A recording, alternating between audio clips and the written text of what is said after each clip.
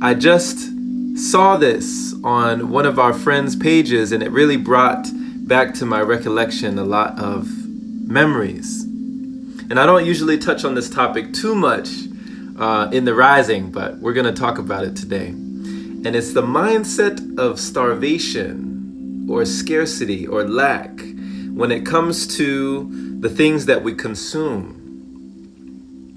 And I can touch on this for myself, definitely. Thank you for joining. Haruka, George, what's happening? Thank you for joining. Much love to you.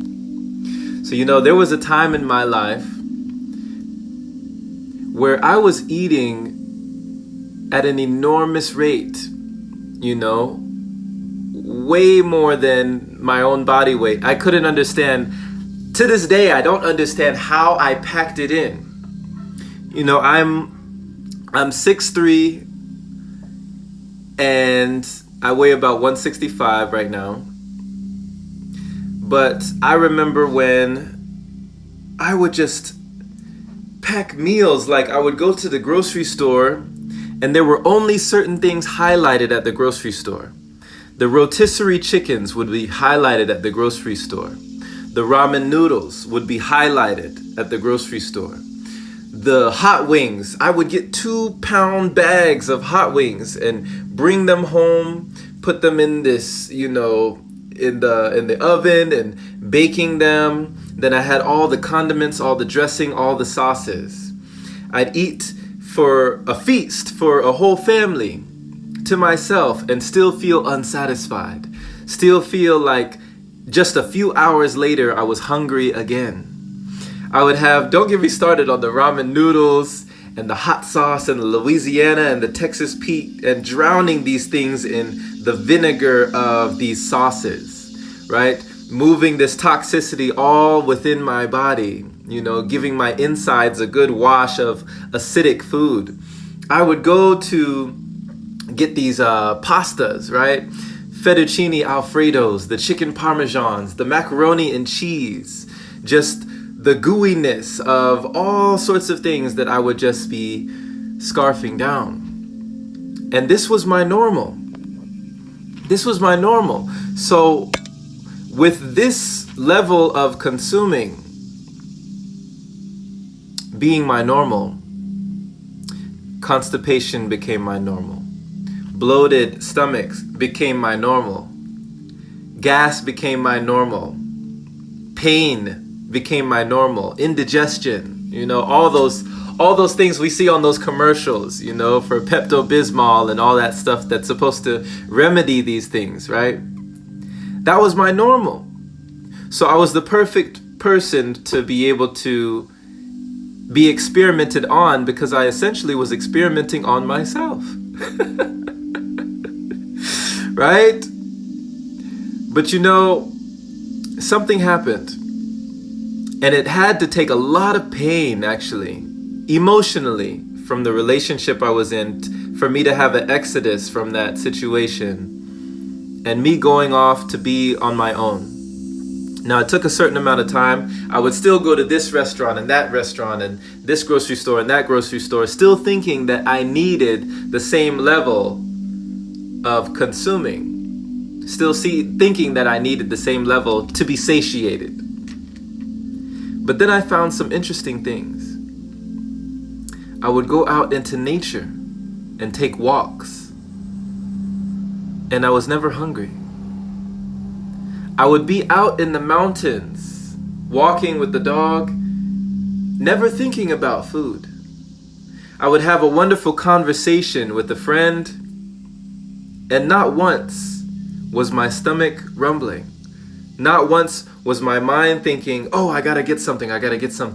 Whenever I was in creative mode, whenever I was starting to learn how to play the flutes, and whenever I was in a creative pursuit, I wasn't hungry. So these were the beginnings of me branching out to ask myself, what is hunger? The sensation of lack, the sensation that, oh, I better get something right now because I'm falling asleep. Oh, I better get something right now because I need more energy. Oh, I better get some right now because I'm feeling faint. Where were those sensations and where was that programming coming from? How did it get installed and how could I uninstall it to reinstall something new? After I had that first breatharian retreat, going over 2 weeks dry, no food, no water, no nothing. It was one of the most profound experiences that I'd ever experienced in my entire life. And it taught me I never knew what hunger was. That it was all in my head. Of course, it was in my body. But what was in my body? Was it my interpretation? Was it the label that I placed on those sensations and sounds that my stomach was making? The gurgling and googling? Was that me being hungry? Or was that toxicity moving in the body? Were those parasites tapping into my nervous system? Who knows? All I knew was the feeling of lack and scarcity, the feeling of I need more, more, more. And this message came through today. Because after going 1 month without solid food back in 2019, I felt so good. I had more clarity, less brain fog, more focus, more concentration. I was more purposeful. I knew what I had to do. I knew the path I needed to take. I knew the things I needed to create. And I had the energy to do it. I had energy in abundance. And it left me dumbfounded, wondering, did I ever know what hunger was? How had I come this far, consuming so much in life, not ever realizing that I hardly needed any of it? So this was the message by the prophetess Camila. Shout out to Camila. Thank you so much for this message. She says, your mind will kill you before starvation. I broke past all those mental barriers. And that door that I walked through, it wasn't for anybody else at that time. I wanted other people to come with me, right? I wanted other people to see, look, there's a door. Like, do you not see there's a door right here? A door to possibilities, a door to a new truth, a door to something else, a door to a new experience. But the door wasn't for them. The door was for me. So I had to walk through that door. And when I walked through that door, on the other side of my fear, on the other side of my lack and scarcity, was freedom. When I was able to, in that depressed state, in that melancholy state, in that state where I was beaten down mentally and emotionally, and I'd done most of the damage to myself, suffering in that victimhood of where I was in life, I couldn't be victorious until I had to let that go. And I got to the point where I wasn't suicidal, but I was willing to let everything go. I was willing to say, you know what? I'm going to take a solid food vacation just for 1 month. That's it. 1 month. And if I die, I die. I thought this. If I perish, I perish. If it will be, it's up to me. But it didn't happen that way.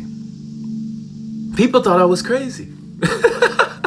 The monks thought I was crazy. Shoot, the monks that I was staying with at the monastery, they were like, what? How long? You no eat? They said, you no eat? I said, no, I'm only liquid. They said, oh, okay. How long? I said, 1 month. They said, oh, no. That's too long. That's too long. And this charged me up even more because I respected them so much. They taught me about meditation, mindfulness, and detachment. And here they are telling me, oh, no. That's too long. You're going too far, right? I took it as a challenge, like challenge accepted. Whew, that fired me up. You ever had somebody tell you you can't do something? You ever had somebody tell you, oh, bro, you kidding, bro. Bro, come on, man. Quit playing. You ain't gonna do it. I double dog dare you, right? You ever had somebody double dog dare you? Ew! Now you gotta do it, right? That's how I felt.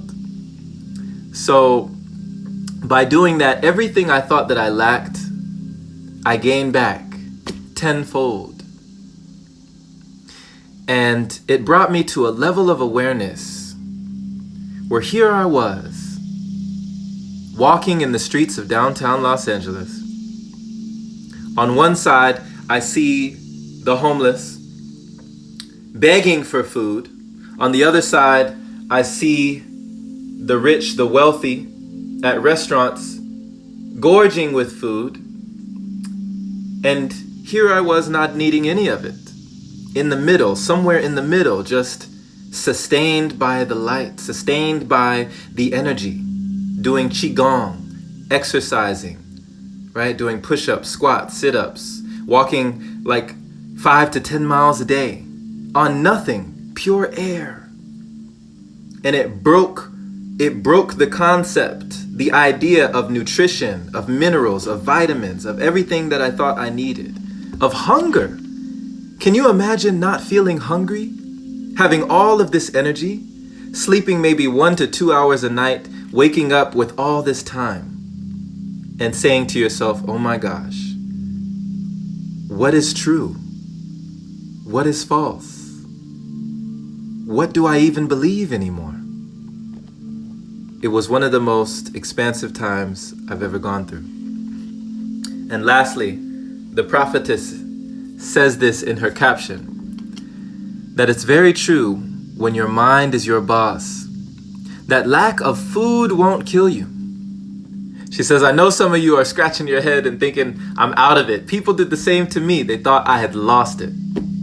But believe it or not the lack of food, but the thought of you not having food will kill you quicker. Discipline your mind. And it's quite a thing to understand that we cannot download or install a program that we do not know exists. If you don't know you have the capability within you, if you don't know that you already have the power, how can you actualize it? How can you bring it into being if you don't believe or know at the core of you that it's even possible? If you don't even know you have the option, if you don't even know you have the choice, how do you make that real? So I became fascinated when I first heard of the word liquidarians and breatharians, because I didn't even know. For 28 years of my life, no one told me that it was possible. So since I couldn't conceive of the idea, since I couldn't perceive of it being, I never received it. I never achieved it because it wasn't possible for me. That wasn't my truth. But the new truth came right when I needed it to come. When I had hit my lowest point, I was in the best position for the greatest change. And perhaps that might be you, where they say many people will never make a profound change in their life until it is due to inspiration or desperation. And sometimes a ripe mixture of both. I was inspired. I was desperate for a change, for a new life, for something different. I knew what got me here wasn't going to get me there.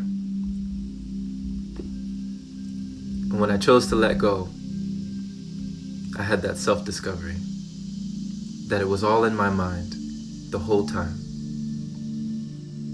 That all I needed to do was let go, to relax. That there really wasn't any striving or surviving. But now I was thriving. Thank you for listening, my friend. I appreciate you for being. This has just been a story about a time of expansion and the time I had to go through for me, to go through that mess and be left with a message for you or for anyone who receives one from listening to this. I trust that you did. So understand that someone else's truth doesn't mean that it's your truth. But when you discover your own truth, or when you establish a new truth, it can take you to different places. Old keys won't open new doors in your life. And nothing is powerful or more powerful as your own testimony.